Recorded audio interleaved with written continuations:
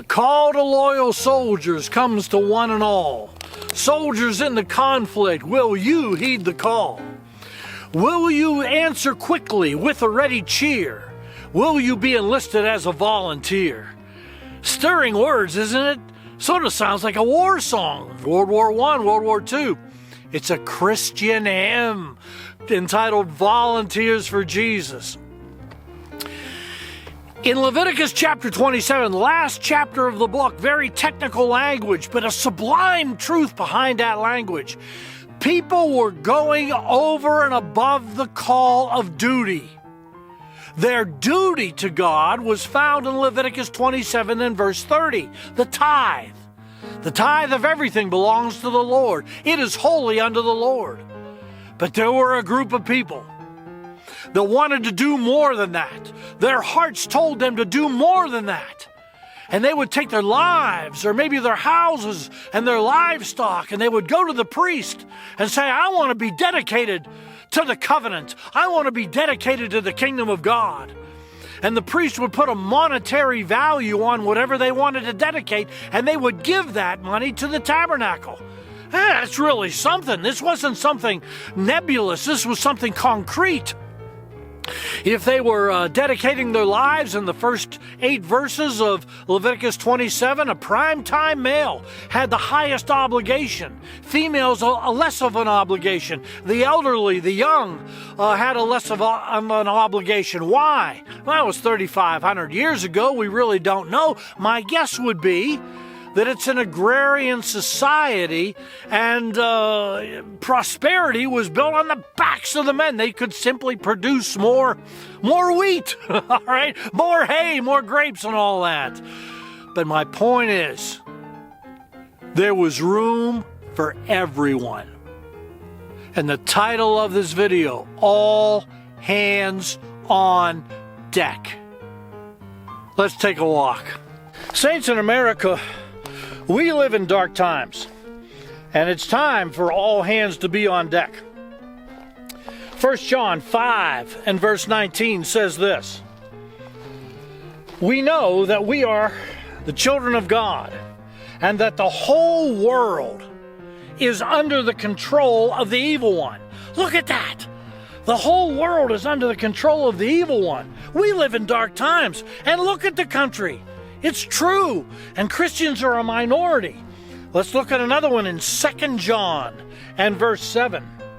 Many deceivers who do not acknowledge Jesus Christ as coming into the flesh have gone out into the world.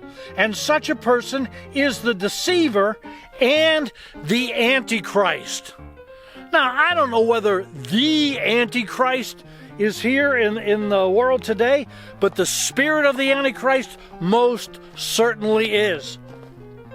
And as a side note, this growing anti-Semitism that we find in America and in the world is, you know who's next?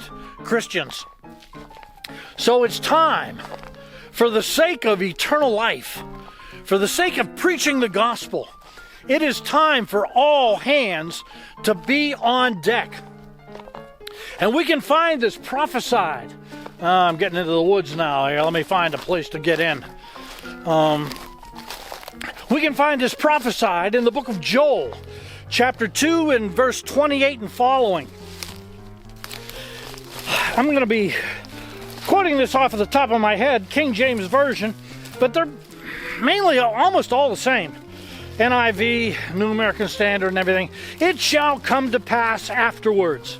After what? After the crucifixion, after the resurrection, that I will pour out my spirit upon all flesh.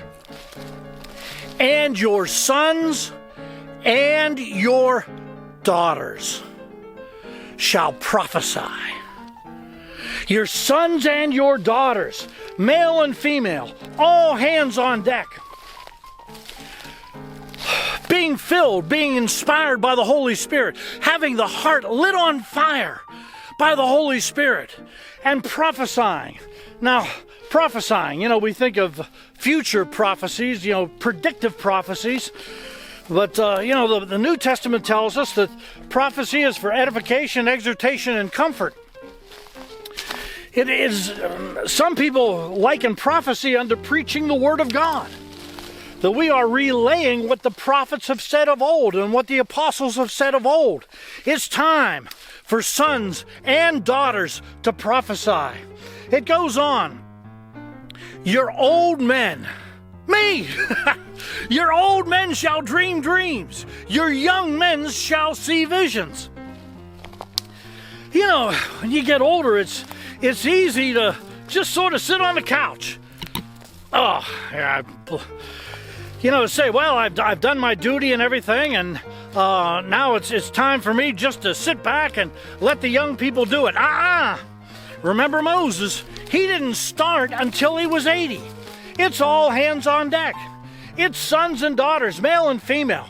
It's the young. It's the old. It's the very young. Dreaming dreams. Seeing visions. This is supernatural. I mean, it's time to get inspired by the Holy Spirit and allow Him to work through your life. Lord knows the country needs it. It's what did we just read? The whole world is under the control of the evil one, and it is. 1 John has the same type of thing. All right, 1 John chapter 2, verses 12 through 14. I write to you, dear children. I mean, this could be, you could say it was teenagers, you could say it was sub-teens. I mean, we need everybody, all hands on deck. I write to you, dear children, because your sins have been forgiven on account of His name.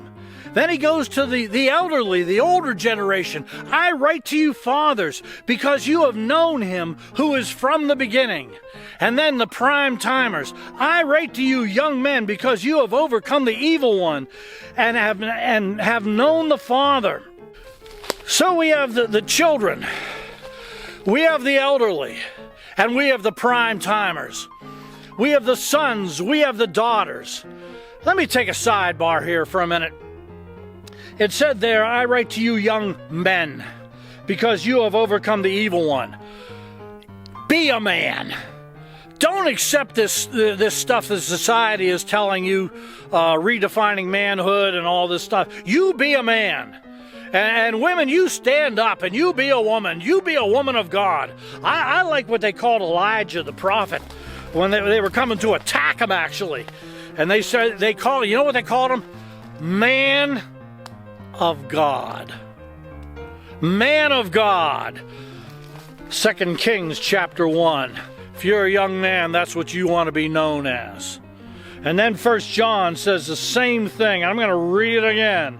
I write to you, dear children, because you have known the Father. I write to you, fathers, because you have known Him that is from the beginning. I write to you, young men, because you are strong.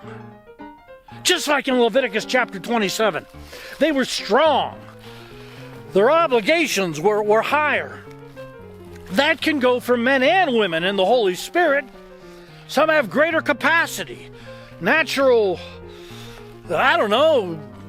inclination to lead, to do something with their life. I go back to Leviticus 27, over and above the call of duty. They didn't have to do this. The law did not require it, but their hearts were telling them to do it. Is your heart telling you to dedicate yourself completely to the Lord Jesus Christ? The nation needs it. The world needs it. The church will always have those who do it. I write to you, young men, because you are strong. And where's that strength come from? And the Word of God. The Word of God lives in you. It's not just something you know in your mind. It lives in you, and you have overcome the evil one. Oh, let's pray. Lord God, whether we're young or old, whether we're male or female, Lord God, the call comes to us. And it's a call for all hands to be on deck. And Father God, our hearts prompt us to be one. May the Word of God come alive in us, not with just head knowledge, but may it govern our lives, and may we overcome the evil one, and may we serve you, may we prophesy. Lord God, may we dream dreams, may we see visions, in the name of the Father, Son, and Holy Ghost. This concludes this episode of the Great Outdoor Bible Adventure. God bless you all.